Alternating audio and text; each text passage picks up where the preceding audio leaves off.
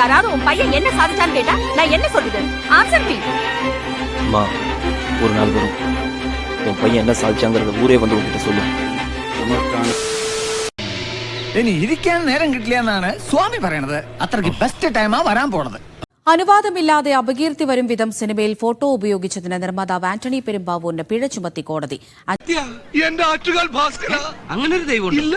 ഇത്തരം സന്ദർഭങ്ങളിൽ ഇല്ലാത്ത ദൈവത്തെ വരെ വിളിച്ചു പോകും.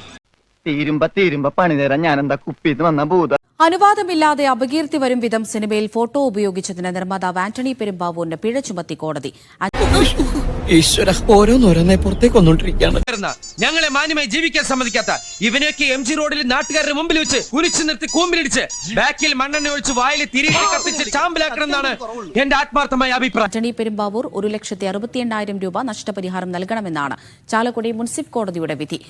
ഇതോടെ എന്റെ കയ്യിലെ കാശ് മുഴുവൻ തീർന്നു കേട്ടോ. എന്റെ കല്യാണം തീർന്നു കേട്ടോ. അപ്പൊ ഇടിവെട്ടിവന്റെ തല പാമ്പ് കടിച്ചോടാ. ചിന്നക്കട ജംഗ്ഷനിൽ വെച്ച് ഒരു 7-7:30 ആയി കാണും. നമ്മുടെ ഇപ്പോഴത്തെ അവസ്ഥയെ കുറിച്ച് ഞാൻ പറഞ്ഞതാ. ചാലക്കുടി കാടുകുറ്റി സ്വദേശിയായ പ്രിൻസി ഫ്രാൻസിസ് ആണ് പരാതിക്കാരി. ഒപ്പം സിനിമയിൽ ഫോട്ടോ ഉപയോഗിച്ചു എന്നാണ് പരാതി.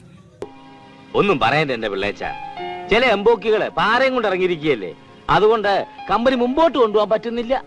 അമൃത, തൃശ്ശൂർ ചാലക്കുടി കാടുകുറ്റി സ്വദേശിയായിട്ടുള്ള പ്രിൻസി ഫ്രാൻസിസ് ആണ് ഇത്തരത്തിലൊരു പരാതി നൽകിയിരിക്കുന്നത്. അതായത് ചൂടായല്ലേ കൊച്ചേ, സമാധാനമായിട്ട് പ്രശ്നങ്ങൾ ചർച്ച ചെയ്യാം, സഹകരിക്കൂ, പരിഹരിക്കാം. എന്റെ ഫോട്ടോ അനുവാദമില്ലാതെ ഈ ഒപ്പം സിനിമ ഉപയോഗിച്ചു. അതായത് മരിച്ച ഒരാളുടെ പടമായിട്ടാണ് ചിത്രത്തിൽ ഉപയോഗിച്ചത്. അതിനെതിരെയാണ്. എങ്ങനെടാ അവളെ ഒന്ന് ഒഴിവാക്കുക?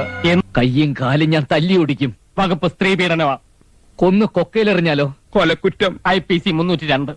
ഇനി എന്താണ് ഒരു വഴി? മൂടും മലയാള സിനിമ നശിച്ചു പോട്ടെ. ഇനി ഒരു തീരുമാനം എടുക്കേണ്ടത് നിങ്ങളാ, പറഞ്ഞെന്ന് മാത്രം. എന്നാ പിന്നെ ഞങ്ങൾ ഇറങ്ങട്ടെ. നമസ്കാരം കേട്ടോ.